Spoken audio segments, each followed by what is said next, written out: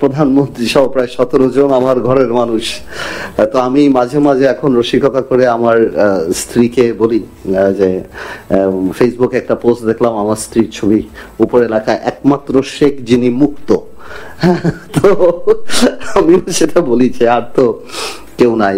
যতই আসলে ঠাট্টা করি, কিন্তু সত্যি কথা যেটা খুব আনফরচুনেট বাংলাদেশের জন্য, আনফরচুনেট আওয়ামী লীগের মতো একটা দলের জন্য, আনফরচুনেট এত বড় একটা রাজনৈতিক দল, আমরা এই পতন থেকে কি লাভটা হলো, এই সরকারের মানে যে সরকারটা চলে গেল, এত বড় একটা রাজনৈতিক দল, আমি সবসময় বলি এখান থেকে আমাদের শেখার আছে যে আল্লাহর এই জমিনে অহংকারের সাথে হাঁটার কোনো সুযোগ নাই। হ্যাঁ, আমরা মাটি ভেদ করে যেতে পারবো না, আকাশ ছিদ্র করে উপরে উঠতে পারবো না। এবং আমি মনে করি অনলি অ্যারোগেন্স অ্যান্ড ইগো। পরে কিন্তু যখন রক্তের বন্যা বয়ে গেল এবং মানুষ মারা আরম্ভ হলো, এবং আস্তে আস্তে আমরা সবাই এটার মধ্যে ঢুকে গেলাম। এবং যখন সরকারটা, শেখ হাসিনা সরকার চলে যাওয়ার পরই যখন এই কথাগুলি আসা আরম্ভ হচ্ছিল যে আন্দোলনটা উনাদের, বা এক স্বৈরাচার যে আরেক স্বৈরাচার আসবে কিনা, বা এই ধরনের কথাবার্তা আরম্ভ হচ্ছিল, স্বভাবতই একটা গ্যাপ কিন্তু দাঁড়িয়ে গেছিল সাধারণ মানুষের মাঝখানে। আমার বোন একটু আগে বললো, আমার এক বোন এখানে বলে গেল যে কেন যারা আন্দোলন করছিল তাদের গ্রাম অঞ্চলে অনেকে তাদেরকে ধমক দিচ্ছে বা তাদেরকে সিকিউরিটি হচ্ছে। এইটাই রিজন সিকিউরিটিটা হওয়ার। Because you have to understand that we are organised political parties. আমাদের মাইন্ডসেট গ্রামের মাইন্ডসেট এক না। আপনি ভোলাতে যে আমার বাড়ির সামনে আমাকে গালি দিতে পারবেন না, এটা রাইট অর রং অন্য কথা, but it's not the culture. Culture and democracy যখন বাধে, culture prevails. I am not getting into the argument এটা রাইট অর এটা রং। আপনি বাংলাদেশের কালচারে খালেদা জিয়া বা শেখ হাসিনা বা আমার বাড়ির সামনে যে আমাকে গালি দিতে পারবেন না, আমার দারোয়ান এসে আপনাকে মারবে বা ধমক দেবে বা লাঠি দিয়ে বাড়ি দেবে, এটাই কালচার। আমরা এখানে যেটা করি আর গ্রাম অঞ্চলে যেটা হয়, বা আমাদের যেখানে আমরা ডিপলি রুটেড, সেখানে হয় না, সেটা হবে না।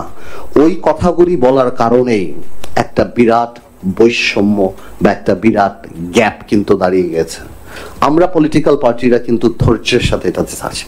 আমরা বলেছি নো প্রবলেম, কোনো অসুবিধা নাই, আপনারা কাজ করেন, সংস্কার করেন আপনারা, আমরা আপনাদের পাশে থাকতেছি। আমরা কিন্তু বলি নাই, বিএনপিও খুব ম্যাচুরিটি করেছে, আমরাও করেছি। আমরাও বলি না, আমরা যারা ছোট বিএনপির সাথে, আমরাও স্মল স্টেক হোল্ডার্স। আমারও 3টা ছেলে মারা গিয়েছে এই আন্দোলনের সময়। হ্যাঁ, বিএনপির 400 450 জামাতের মারা গেছে, আরো অনেকে মারা গেছে। তো আমি সেটা বলছি, সেখানে একটা টেকনিক্যাল ভুল কাজ। I will not go into the details of the formation of the cabinet, ছাত্ররা এসেছে বা কারা এসেছে, বাট আমি এটা ইউনূস সাহেবকে বলেছি আমার সাথে যখন দেখা হয়েছে, ইনাদের মানুষের সাথে কানেক্টিভিটি নাই, একদমই নাই। They may be very capable, তা উনাদের নিজস্ব জায়গাতে they may be very capable, they got requisite expertise, তারা হয়তো নিশ্চয়ই ভালো কেউ হবে, বাট মানুষ ওনাদেরকে চিনে না। বাংলাদেশে মানুষ চিনতে চায়, ফেল করলে গালি দিতে চায়, ভালো করলে প্রশংসা করতে চায়। এখানে কেউ চিনে না। রিজওয়ান আপা থাকলে ভালো হতো, পলিথিন সরাইতে সরকার আসে নাই।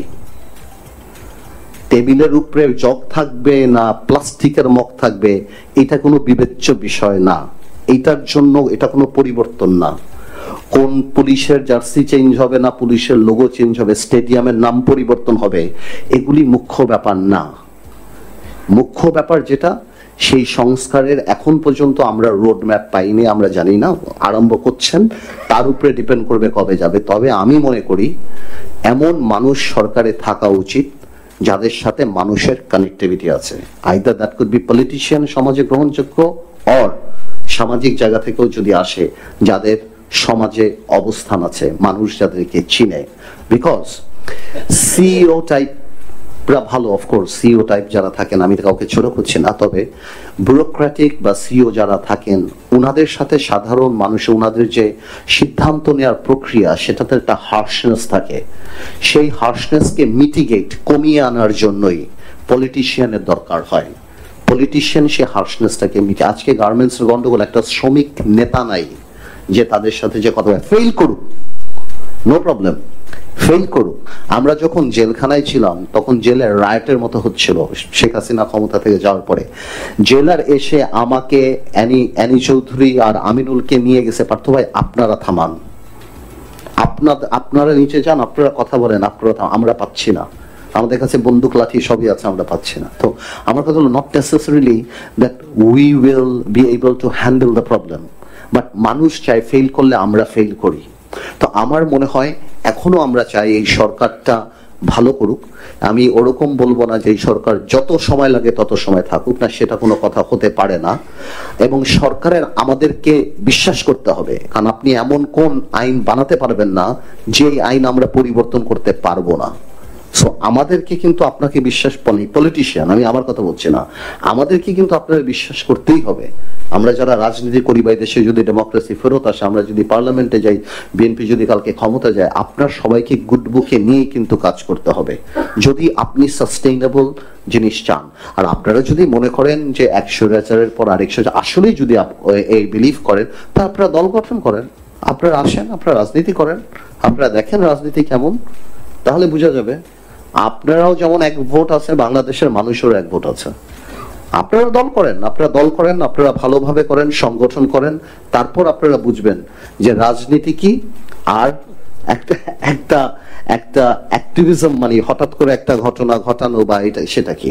বাট এই ধরনের কথাবার্তা যখন আসে, আমাদের পলিটিশিয়ানদের জন্য এই জিনিসটা একটু কষ্টকর হয়ে যায়, আমাদের কষ্ট লাগে, আমাদেরও অনেক স্যাক্রিফাইস আছে। হ্যাঁ, আপনারা ম্যাচিউর কাজ করেছেন, আপনারা ভালো করছেন, আপনারা সংবিধান পরিবর্তন করবেন, আপনারা সবই করবেন, বাট আমরা সবাই, যে আমার এক বোন বলে যে বাংলাদেশে সবাই চায় এইটার সাথে জড়িত থাকতে, এটার সাথে আলাপ করতে, অ্যাকাউন্টেবিলিটি থাকতে। তো আমি মনে করি আমাদের সবারই উচিত যে যেই দুঃস্বপ্ন থেকে আমরা বের হয়ে আসছি, যেই রেজিম, যেটা আমরা তো কোনোভাবেও চাই না যে এটা রেপিটেশন হোক, আর আমরা কোনোভাবেও চাই না যে এই সরকার ফেল করুক।